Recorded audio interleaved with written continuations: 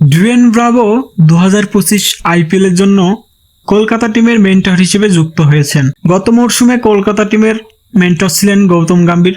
তো তিনি এখন ভারতীয় জাতীয় দলের প্রধান কোচ হিসেবে যুক্ত হয়েছেন। তো তার রিপ্লেসমেন্ট হিসেবে কলকাতা টিমের মালিক ডুয়েন ব্রাভোকে চয়েস করেছেন এবং তাকে সে দায়িত্বটা দিয়েছেন।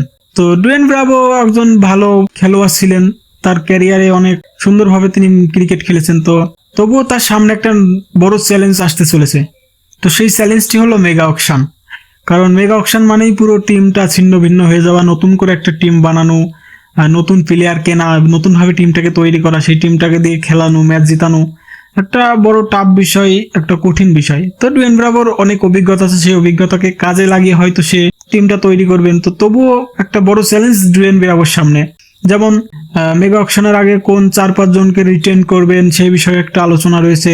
তারপরে মেগা অকশনে অকশন টেবিল থেকে কাদেরকে কিনবেন, কিনে একটা দল তৈরি করবেন এবং যাদের টার্গেট করবেন তাদেরকে না পেলে তাদের ব্যাকআপ হিসেবে কাদের কিনবেন।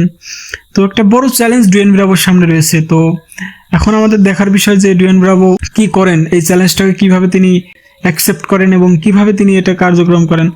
তো এখন দেখার বিষয় যে কলকাতা টিমে কতটা তিনি অর্জন করতে পারেন। তো কিছুদিন পরে হয়তো মেগা অকশন হতে চলেছে। তো সেখান থেকে আমরা দেখতে পাবো যে ডুয়েন ব্রাভো অকশন টেবিলে তার কি জাদু দেখায় এবং কাদেরকে পিক করে। তো সবাই কমেন্ট করে জানাবেন যে ডুয়েন ব্রাভোকে কি কলকাতা টিমের মেন্টর করা উচিত হয়েছে কি না অন্য কাউকে করা উচিত ছিল।